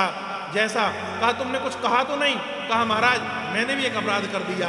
जब मैंने सुना कि तुम्हारे गले पर उसने सर्प लपेट दिया है, मैं नदी पर उस समय जो है स्नान आदि कर रहा था, नदी का जल लेकर मैंने श्राप दे दिया है कि आज से 7वें दिन वही सर्प जो है उसे डसेगा और वो मृत्यु को प्राप्त होगा। अब तो समीक को चिंता हो गई। कहा बालक तुमने ठीक नहीं किया। कर राजा आदि नहीं रहने से प्रजा में भय व्याप्त हो जाता है, चोर आदि उपद्रव करने लगते हैं, अनेक प्रकार के जो है वह अकृत फैल जाते हैं, कुकर्म होने लगते हैं। राजा सबल होता है तो राज्य में शांति बनी रहती है, लोग चैन से सो पाते हैं, सभी प्रकार से नियम संयम का पालन हो पाता है। राजा के विहीन हो करने के बाद राज्य में जो है भूहड़ता आ जाती है। तुमने ठीक नहीं किया। कहा महाराज अब तो श्राप दे दिया है। कहा ठीक है, एक जन संत को भेजो और जाकर राजा को खबर करे कि आज से 7वें दिन तुम्हारी मृत्यु हो जाएगी, यह सरंगी का श्राप है। एक संत को भेजा गया आश्रम से, वह गया वहां पर जाके परीक्षित के यहाँ पर प्रवेश किया। परीक्षित के यहाँ पर जाने के बाद पर परीक्षित सोच ही रहे थे कि मैंने जो है इतना बड़ा अपराध किया है, इसकी सजा क्या होगी। वह संत ने प्रणाम किया और कहा महाराज मैं समीक ऋषि के आश्रम से आया हूँ, उनके पुत्र श्रृंगी ने आपको श्राप दिया है कि आज से ठीक 7वें दिन जो है आपकी जो है मृत्यु हो जाएगी। परीक्षित मुस्कुराने लगे। कहा अहो भाग्य, मैंने जो अपराध किया था उसकी सजा मुझे प्राप्त हो गई, मुझे वह सजा प्राप्त हो गई। मैं तो सोच ही रहा था इतना बड़ा अपराध मैं करके आया हूं, इसकी सजा क्या होगी। कहा ठीक किया श्रृंगी ने जो मुझे श्राप दे दिया। अब कहने लगे यह भी एक प्रकार से प्रभु कृपा मेरे ऊपर संतों ने कृपा की है। तुरंत परीक्षित ने अपने पुत्र जो है जन्मेजय को बुलाया। यह श्रृंगी का श्राप की बातें संत महात्माओं को, गंधर्वों को, यक्षों को, किन्नरों को सबको प्रदान में प्राप्त हो गई। सबको पता चल गया कि श्रृंगी का श्राप परीक्षित को हो गया है और परीक्षित चक्रवर्ती सम्राट आज से 7वें दिन मृत्यु को प्राप्त हो जाएंगे। अब यहाँ पर तुरंत में बिना देर किए हुए परीक्षित ने अपने पुत्र जन्मेजय को बुलाया और जन्मेजय का राज तिलक कर दिया महाराज। और राज तिलक देने के बाद नगर के वहां से निकल गए और सुबह वहां से निकल के सुबह क्षेत्र गंगा के किनारे जाकर बैठ गए। अब संत महात्मा वहां पहुंचने लगे, 28,000 ऋषि वहां पर पहुंचने लगे, अनेक प्रकार के विद्वान जन वहां पहुंचने लगे, वहां पर सब देवता लोग आने लगे। परीक्षित जो है सबका यथोचित सत्कार कर खड़े होकर करते और अपनी आसन पर बैठे हैं। उसी समय उन संतों के मध्य पर सुखाचार्य पहुंचे, सुखदेव महाराज पहुंचे। यह सुखदेव महाराज कौन है? कहा यह 12 वर्षों के बाद प्राप्त हुए पुत्र के रूप में वेदव्यास के पुत्र हैं, वेदव्यास के पुत्र हैं। और कहा इन्होंने जन्म के पूर्व ही सुख अवतार पर भगवान शिव से अमर कथा सुन ली थी। और कहा 12 वर्ष गर्भ में रहकर जब नारायण ने गर्भ में प्रवेश करके इनसे कहा कि बाहर निकलो, तो इनने नारायण से यह वचन मांगा था कि प्रभु मैं बाहर तो आ रहा हूं गर्भ से, लेकिन मुझे आपकी माया ना दर्शे। इसलिए कहा यह परमहंस हैं। बाहर जैसे ही आए और बाहर सैन सैन ये बड़े हो गए और धीरे से इन्होंने घर का परित्याग कर दिया। पुत्र उत्पन्न से ही थोड़ा बड़ा हो गया, 12 वर्ष की अवस्था का हो गया। ये देखकर वेदव्यास को आश्चर्य हुआ। वह पीछे वेदव्यास जो है पुत्र के पीछे भागते हैं, हाँ पुत्र करते, और पीछे देखकर सुखाचार्य ने देखा ही नहीं। कहा मुझे घर पे नहीं रहना, घर पे रहूंगा तो माया ग्रसेगी, इसलिए मैं चल लेता हूं वन की ओर। वन के ओर चले, आगे आगे पुत्र भागा जा रहा था, पीछे पीछे बाप पीछे लगा हुआ है। और नगर के बाहर देखता है कि एक तालाब में कुछ स्त्रियां स्नान कर रही थीं। सुखाचार्य निकल गए, स्त्रियों ने कुछ जो है कोई क्रिया नहीं की, लेकिन जैसे ही वेदव्यास की आवाज सुनी तो तुरंत स्त्रियों ने अपने वस्त्रों को लपेट लिया और संयम से खड़ी हो गई। वेदव्यास ने कहा, पहले 12 वर्ष की अवस्था युवा मानी जाती थी महाराज। वेदव्यास ने स्त्रियों से प्रश्न किया, कहा बालिकाओं ये बताओ, अभी यहां से मेरा जवान बेटा निकला 12 वर्ष की अवस्था का, वो युवा है, तुमने उसे देखकर वस्त्र धारण नहीं किए। मैं बूढ़ा हूं, तुम्हारे पिता तुल्य हूं, मैं यहां से निकल रहा हूं, तुमने जल्दी से जल्दी अपने वस्त्रों को जो है आलिंगन कर लिया, वस्त्रों को ढांक लिया, वस्त्र ग्रहण कर लिए। स्त्रियों ने हाथ जोड़कर कहा, महाराज अपराध क्षमा हो, तुम्हारा पुत्र जो है वो परमहंस गति को प्राप्त हो चुका है। उसे स्त्री और पुरुषों में भेद नहीं है, जड़ और चेतन में भेद नहीं है, वह दिन और रात में भेद नहीं करता, राजा और दास में भेद नहीं करता। वह सब जानता है कि ये माया है और माया से ऊपर उठ चुका है, इसलिए परमहंस है। तुम माया को जानते हो, तुम्हारे अंदर यह भेद है कि ये स्त्री है, ये पुरुष है, ये जड़ है, ये चेतन है, ये पेड़ है, ये पक्षी है, ये पशु है, ये राजा है, ये मंत्री है, ये दास है। तुम्हारे अंदर माया है, इसलिए तुम्हें देखकर, क्योंकि तुम्हारे अंदर माया है, हमने माया का आवरण कर लिया, वस्त्रों को ढाक लिया। महाराज वो परमहंस है। स्त्रियों को उपदेश देकर वेदव्यास लौट आए। बाद में अपने शिष्यों को सुंदर सुंदर पंक्तियां सिखाकर भागवत की वेदव्यास के पास पहुंचाए और उन वेदव्यास ने भागवत की पंक्तियों से आकर्षित होकर अपने पिता से आकर भागवत सीखी। नहीं तो सुखाचार्य तो निकल गए थे। वही सुखाचार्य जो परमहंस गति को प्राप्त हो गए हैं, कहां पहुंचते हैं? जहां परीक्षित बैठा है। 18,000 ऋषि खड़े हो जाते हैं सुखाचार्य को आया हुआ देखकर। क्यों? कहा ज्ञान वृद्ध है, आयु वृद्ध नहीं है। एक होता है आयु में बड़ा होना, उसको कहा जाता है आयु वृद्ध। एक होता है बल में बड़ा होना, बल वृद्ध, बल से ज्यादा बलशाली है, बल वृद्ध हो गया।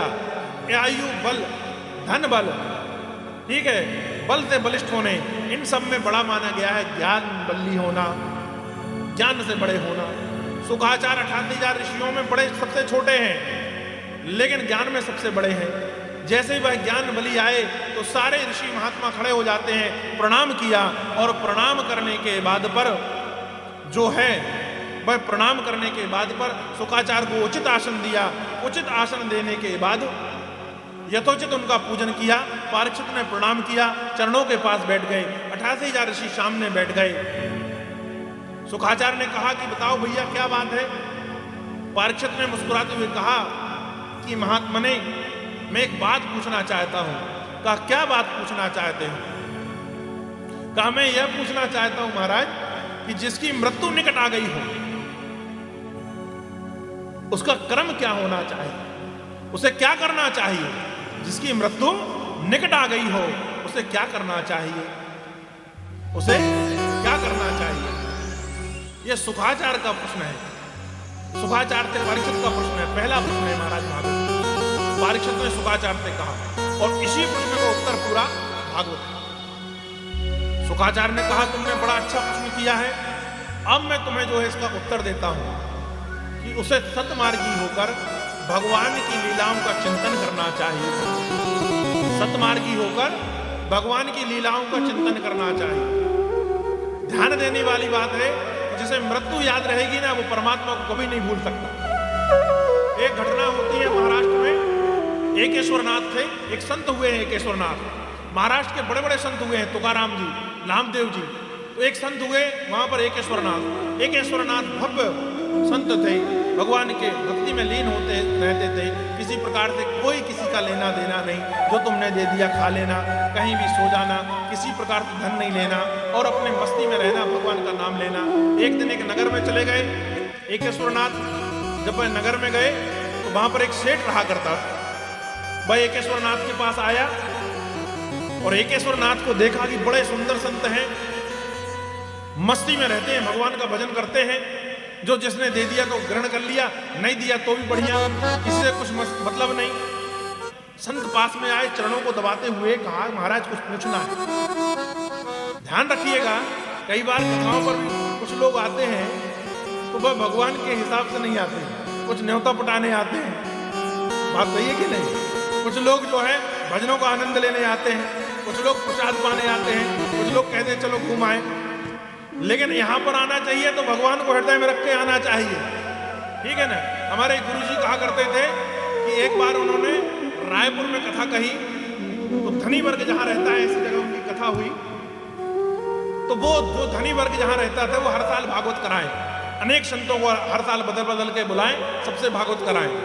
उन्हीं भी ऐसे एक साहूकार रहा करते थे तो वो कभी कथा में ना आए, लेकिन इस बार रोज आ रहे थे। तो उनको लगा कि गुरुजी के प्रभाव के कारण आ रहे हैं या किस कारण आ रहे हैं, ये तो कभी कथा में आता नहीं। 20 साल से कथा हम हर साल कराते हैं, ये क्यों आ रहा है? तो एक दिन जो है उन्हीं में से किसी व्यक्ति ने जाकर पूछा साहूकार से, भैया आप तो कभी कथा में आते नहीं, आज क्यों आ रहे हो? कहा भैया अंदर की बात है, कथा के बाद बताएंगे। कहा बताओ। तो बाद में उसने बताया कि सुनो, जो गुरुजी कथा करने आए हैं ना, उनका इनकम टैक्स एसपी जो है चेला है, वो गुरुजी की कथा सुनने रोज आता है, और मेरा एक जो है टैक्स का मामला इसी के पास में पेंडिंग है, तो कम से कम इससे मित्रता हो जाएगी 7 दिन में, और ये समझ जाए कि मैं भी गुरुजी का भक्त हूँ, तो कम से कम वह केस में मुझे बरी कर देगा, इसलिए मैं कथा सुनने आता हूँ।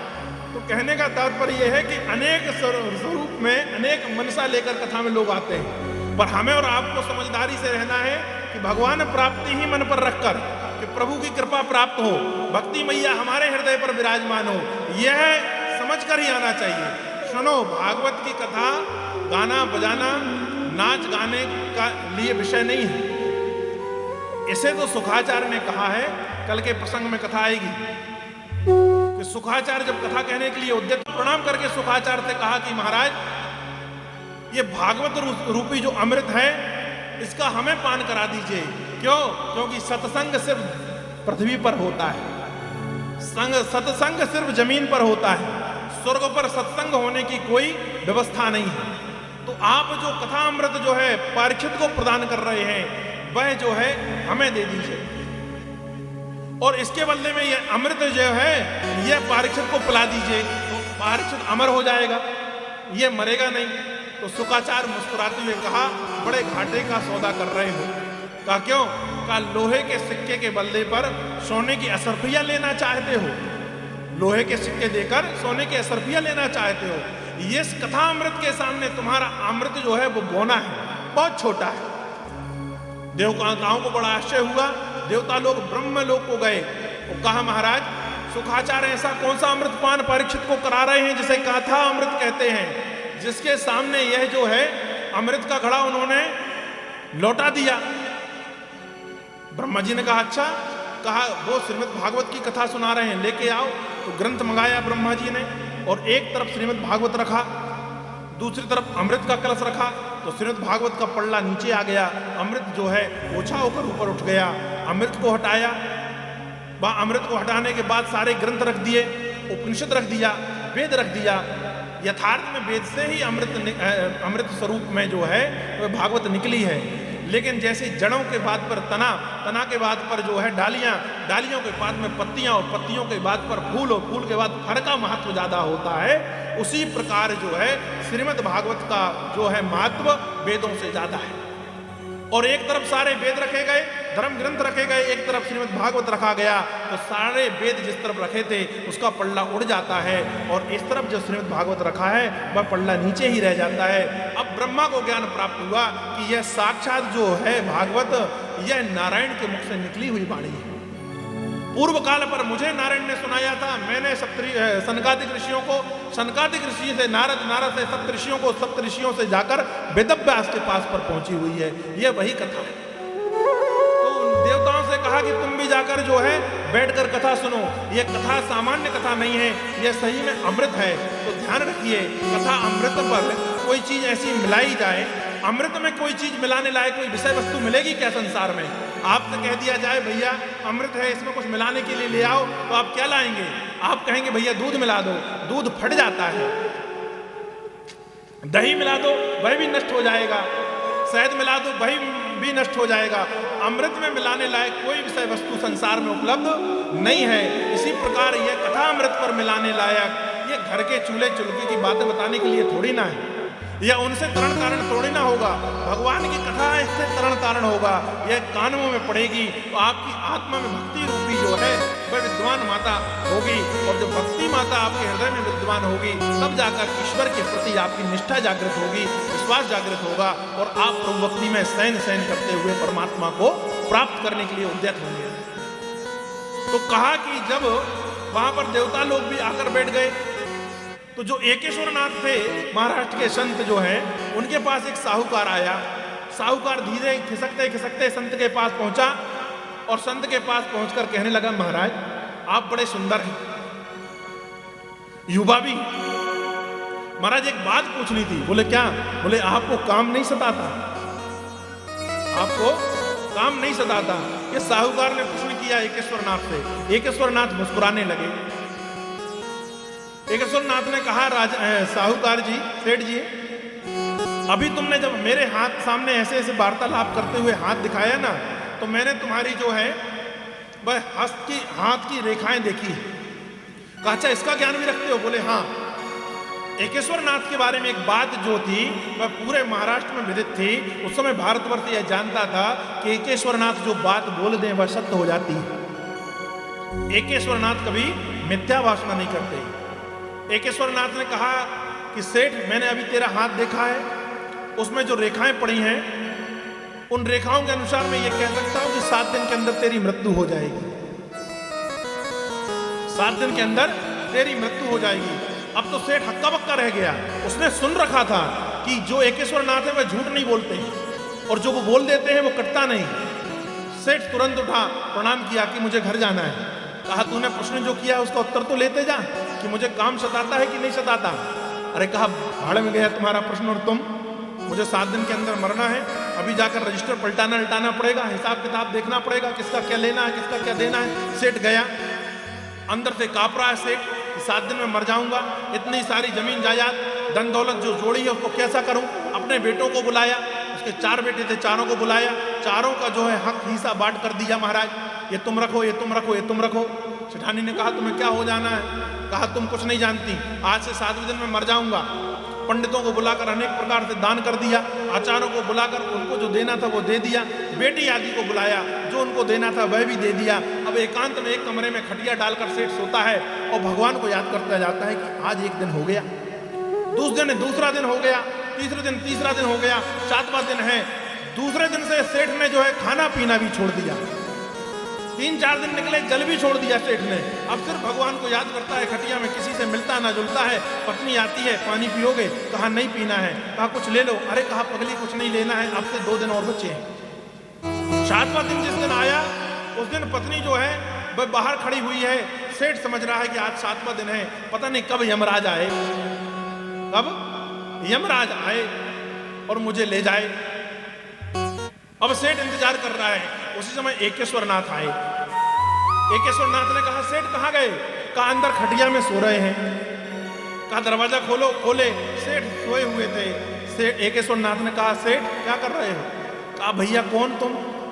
कहा रे मैं एकेश्वरनाथ हूँ, उस दिन तुम मेरे पास गए थे। अरे कहा महात्मा आप आए, विराजो। उसी खटिया में बिठा लिया। कहा सेठ क्या कर रहे हो? कहा भगवान को याद कर रहा हूं से। आज 7वां दिन है, तुम्हारे कहे अनुसार मेरी मृत्यु होने वाली है, इसलिए मैं नहीं चाहता कि किसी प्रकार से विघ्न आए। परमात्मा के चरणों पर ध्यान लगा रहे, मुंह से सिर्फ राम राम निकले। इसी प्रकार की क्रिया करते हुए आज 7 दिन हो गए महाराज। कहा जिसका उधार लिया था दे दिया, जिसको जो देना था दे दिया, घर में बांट वगैरह कर दिया, जो धर्म करना था वह कर लिया, गाय वगैरह दान कर ली, अन्न वगैरह दे दिया भंडारे के लिए। अब तो प्रतीक्षा है मृत्यु की। कहा सेठ आज 7वां दिन है? कहा हाँ। कहा सेठ इन 7 दिनों में तुम्हें माया सतानी? कहा क्या बात करते हो संत, माया क्यों सताएगी, मृत्यु याद है। कहा काम सताना? कहा नहीं। कहा पत्नी बगल पर बैठी रहती है देखते हो? कहा नहीं देखता। कहा क्यों नहीं देखते? कहा मृत्यु होने वाली है महाराज, मैं पत्नी का मुख देखूंगा कि राम को भजूंगा। कहा सेठ सुनो, तुम्हारी मृत्यु नहीं होने वाली, तुम मरोगे, 7 दिन के अंदर ही मरोगे।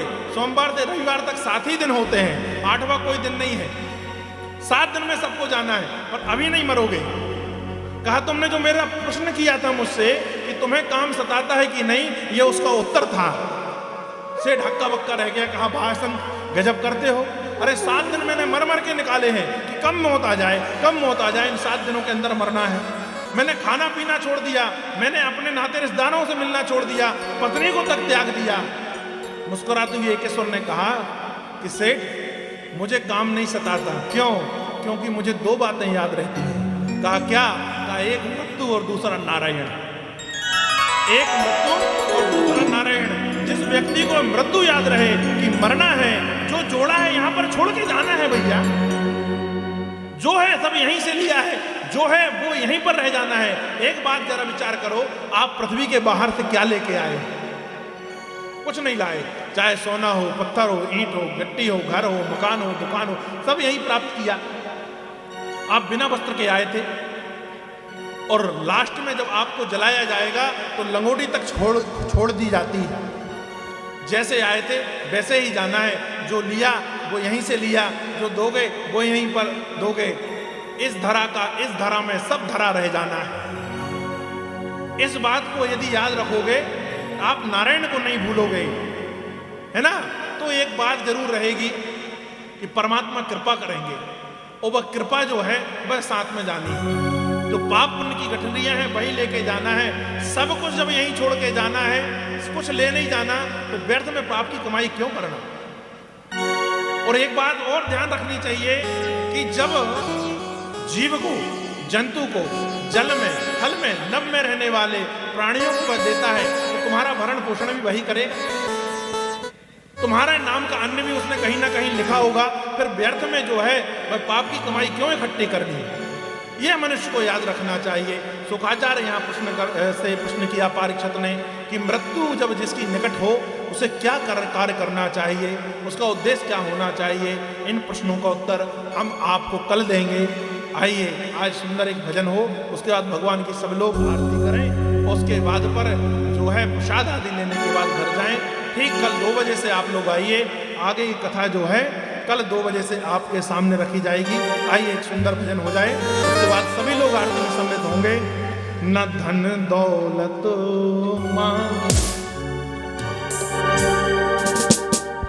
न धन दौलत है मांगी,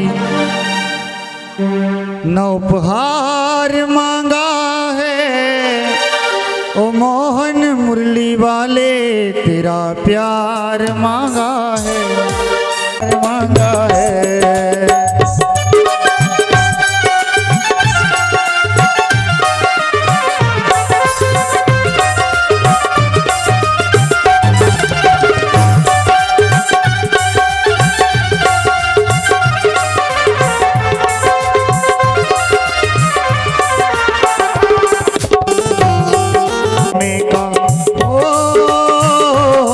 दिल में छोटे से कोने का करता